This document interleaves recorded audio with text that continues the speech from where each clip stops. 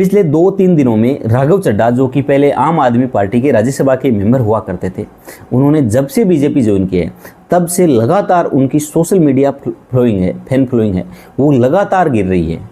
अब ये जेन जी का विरोध करने का नया तरीका हो सकता है, क्योंकि उनको लगता है कि हम ऐसे, क्योंकि आज के समय में सोशल मीडिया एक ऐसा पावर है, ऐसा टूल किट है जहाँ पर जिस व्यक्ति के पास ज़्यादा फैन फॉलोइंग है वो उतना पावरफुल है। तो ये सब चीज़ें हम उनको सबक सिखा देंगे तो क्या आपको लगता है उसको बिल्कुल भी फर्क पड़ेगा?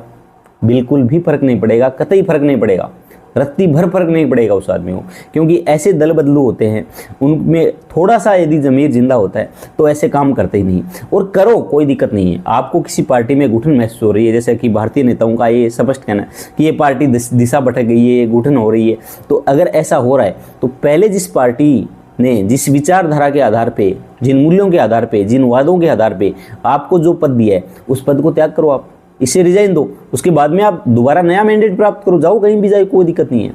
तो इसका सिंपल सा सॉल्यूशन ये है कि जिस दल बदल अधिनियम को हम लेके आए थे उसका उद्देश्य ये था कि जो बड़े स्तर पे दल बदल हो रहा है उसको रोका जाए।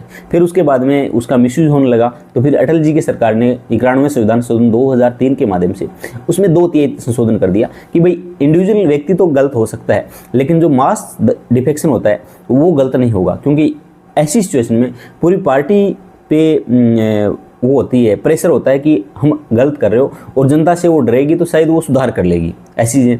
लेकिन बिल्कुल नहीं हुआ। हमारे नेताओं ने इस 2/3 का भी तोड़ निकाला, किस लिए? अपने स्वार्थ पूरे करने के लिए। और अब इसका सॉल्यूशन यही है कि दल बदल में 100% डिफेक्शन करवाओ, कि यदि किसी पार्टी के 50 विधायक हैं और वो 50 के 50 विधायक भी दूसरी पार्टी में जाना चाहिए तो वहाँ पर भी दल बदल लागू करवाओ।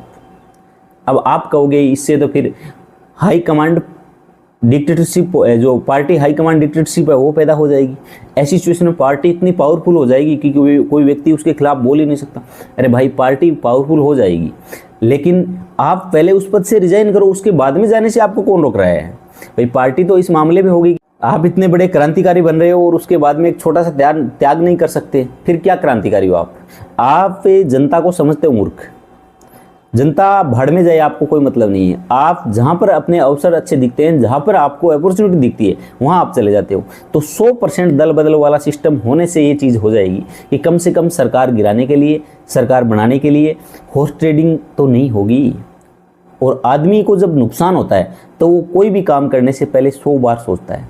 तो यदि इनका पद जाएगा, कि इनको लगेगा कि यार हम एंटी डिफेक्शन करेंगे तो हमारा पद जाना 100% गारंटी है इस मामले में, तो ये बिल्कुल भी नहीं करेंगे। क्योंकि इस जो अपने पॉलिटिशियन है इनको सत्ता बहुत प्यारी होती है। ये